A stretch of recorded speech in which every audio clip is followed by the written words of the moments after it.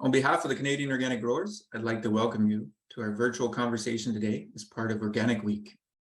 My name is Eric Pesor, and I'm the Outreach Manager here at Canadian Organic Growers.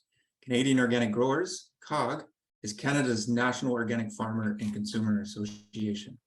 COG provides education, advocacy, and leadership to help build an agricultural system that empowers farmers and consumers, enhances human health, builds community, and mitigates climate change while increasing Canadian food sovereignty.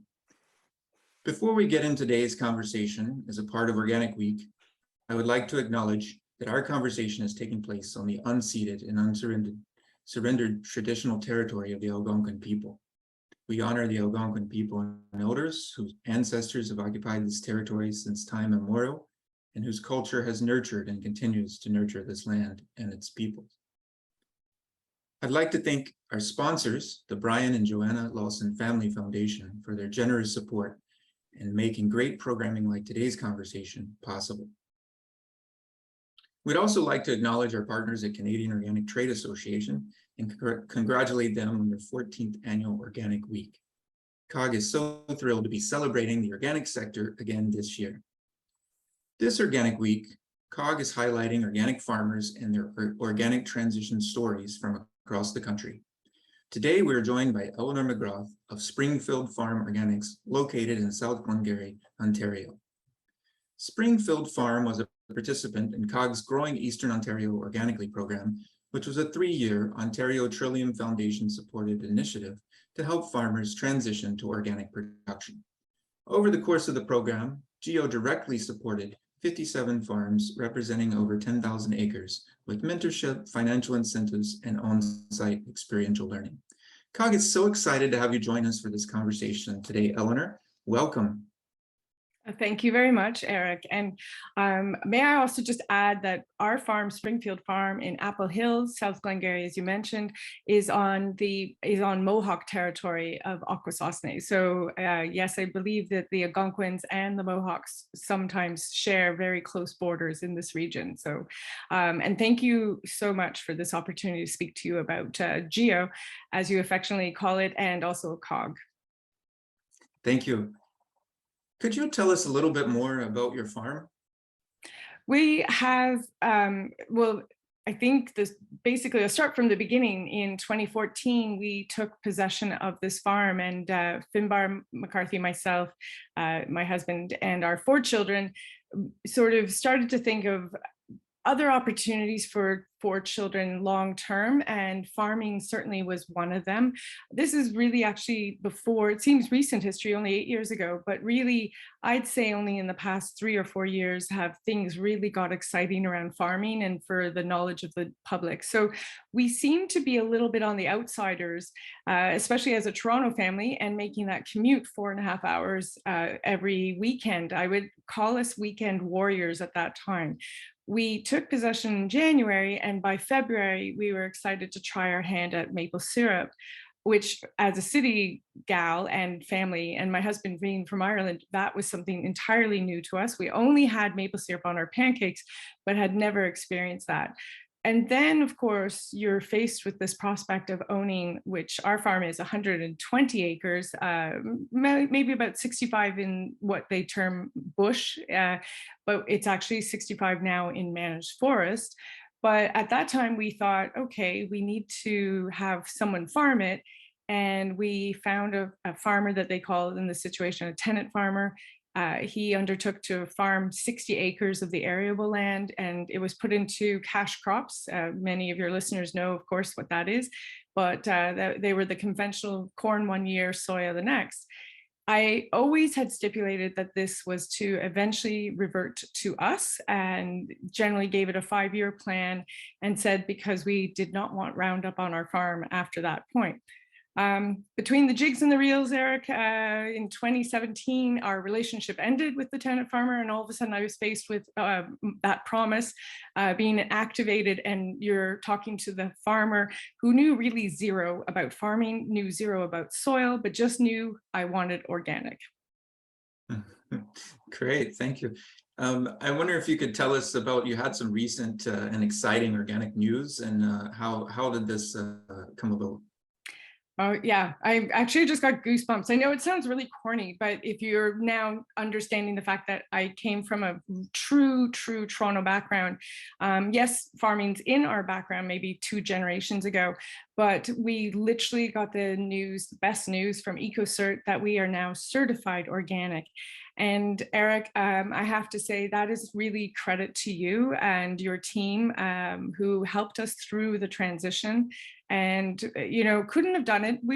I think there's so much of a learning curve, and when you are in a farming community, as much as people will say, oh, there's great neighbors, there's community, everyone's busy. The difference of having an organization like yours to be a part of, and to, especially with the transition, if we hadn't had a friend of ours, mutual friend Mike McGilvery, say, you got to meet this guy, and that was you, we probably would, I don't want to say we wouldn't be certified by now. Actually, I probably could say 100% we wouldn't be certified by now. I think the learning curve is actually very huge. And so transitioning really helped by having your program. Well, thank you. Thank you for that, Eleanor. And maybe you could speak a little bit more about your personal decision to transition to organic beyond the help the program gave you. I think now my kids, as I mentioned, we have 4. They would be honest with you. They'd say, yeah, mom doesn't really buy a lot of organic when she's at the grocery store. And that said, I think that's like any consumer out there. One, it seems to be priced more. You hear a little bit of the buzz that maybe it's not true organic. There's a lot of things, press that are out there about organic food. And that was there for sure. Now, I would say as we transition, and certainly as we started growing our own food, boy, there's nothing more gratifying than telling people that all that went into this is the soil, the sun, and the water to produce something beautiful. And so personally, to become an organic farmer is, one, it's the easiest for someone like myself. I don't have to mess around with fertilizers. I don't have to figure out about compost. I am trying to overcome my phobia around science and learn more about soil. But again, that's where your program's been a great help, explaining soil. I think for us, it is that as we age, I think we start to recognize how important that food is on our table, and that we eat properly. And as a parent, and hopefully one day a grandmother, grandparents, that we can equally share that love of food and good food with our family. Great. I wonder if you could speak a little bit more about, more specifically about what in particular did you find most valuable about our transition program in Eastern Ontario? Gosh, I'd say it ticks the boxes on a lot of things, Eric. I think just having that support, as I said earlier, community, it's almost like you've got like-minded people, especially in the transition, you've got like-minded farmers, and several of them, as you highlighted, are in this region. So I've actually remained friends with several of them, and they became friends, I should say. It's great to have that as a resource. So that would be most important, is that collegial, you're trying to overcome some hurdles. Then I would list the second most important and valuable thing is the resources, is to be able to say to you or your team, this is what I'm looking for. I need this guidance, especially around soil. And as well that you've come out here, you've had the agronomists come here. That's been an incredible resource. Have I followed everything? I do the best. How about that? So I really would put those as number 1 and 2 of the program that have really benefited us. Great, thanks. And so you're doing some interesting and different things at your place, and especially around agritourism. And you've been a leader in the region in that regard, and written about it, and been an advocate for that. So I'm wondering what excites you the most about organic agritourism. I think it is the opportunity to connect with people. I'm fortunate to come from a very large family. That starts, so you're immediately in contact with people. You learn to, sort of understand the nuances of relationships and communication. But really, it is that passion that we've picked up around organics, to have folks come on your property. And I don't need to tell them everything. In fact, I feel like our friends from Toronto are a good sort of barometer on this. I just got off the phone about 2 hours ago talking to my friend who was sourcing horseradish. And I said, it's certified organic on our farm. And she's had no idea we were growing this. And she's like, gosh, I wish I could spend just a weekend with you and you explain all this to me. But I feel that that's the beauty of having agritourism. You do not really need to explain to everything to someone, because you and I know you can only absorb so much. It's great if people continue to visit and if they experience your farm, whether it's our field and feast, even our disc golf, for example. We're putting you out in the forest. You're seeing what a managed forest looks like. You're seeing the bush, as I mentioned, the sugar bush, but you're walking past the oat fields.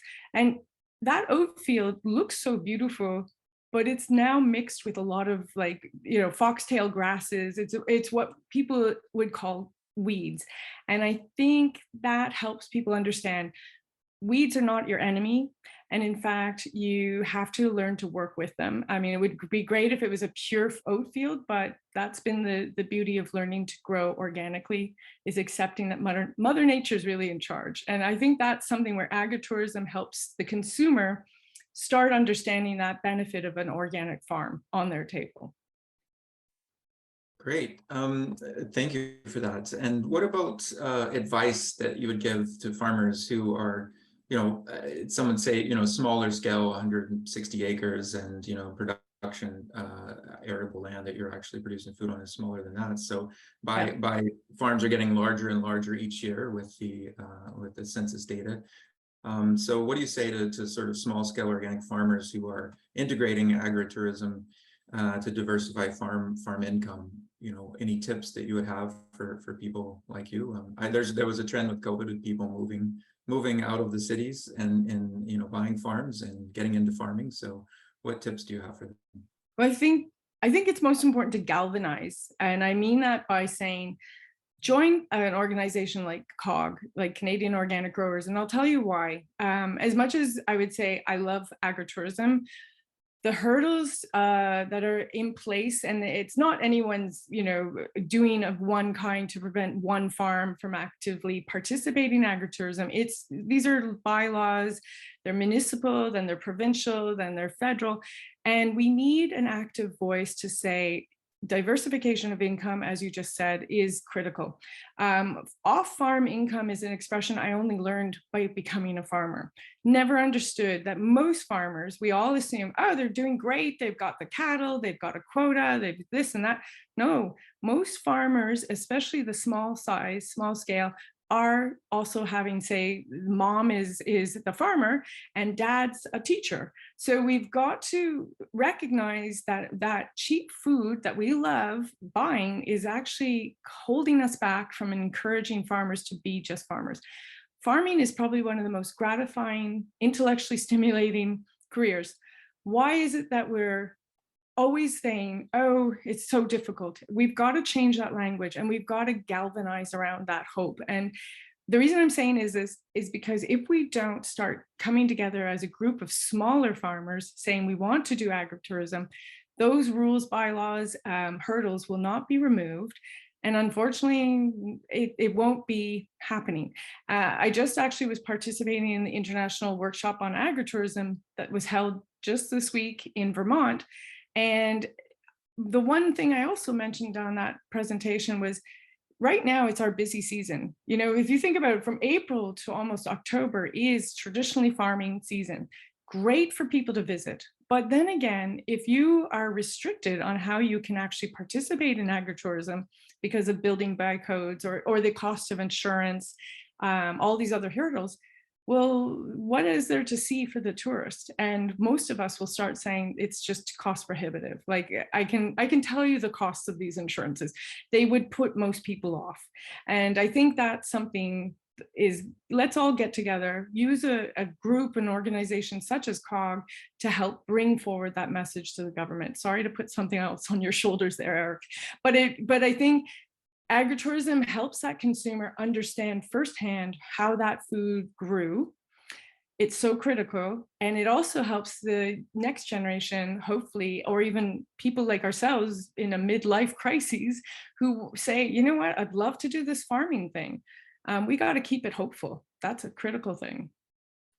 Oh, that's great. That's a great message, Eleanor. Thank you. It's so inspiring to those of us and many of whom we know who are on that same similar journey.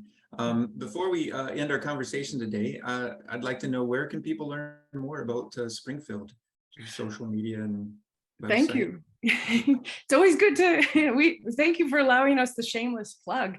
So now that we're certified, I feel like our title in our website just really sings louder. It's that www.springfieldfarmorganics.ca. So that's organics with a S, so plural. Or of course, you can look for our Instagram at Springfield Farm Organics. And there's also a disc golf, as I mentioned, fastest growing sport.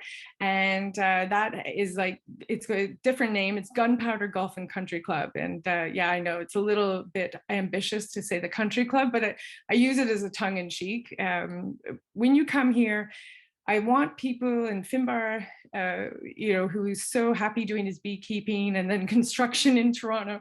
I want you to experience an environmental farm oasis. So like COG, we are so partnered and fortunate to have Alice working with us and the Raisin Region Conservation Authority. Like, you can't just build a farm like this without good partners, friends, and neighbors. So again, I just want to say thank you so much to your program for helping us get to where we are today. Well, thank you, Eleanor. And as I say to everyone who's farming organically, thank you for farming organically. Great, thank you.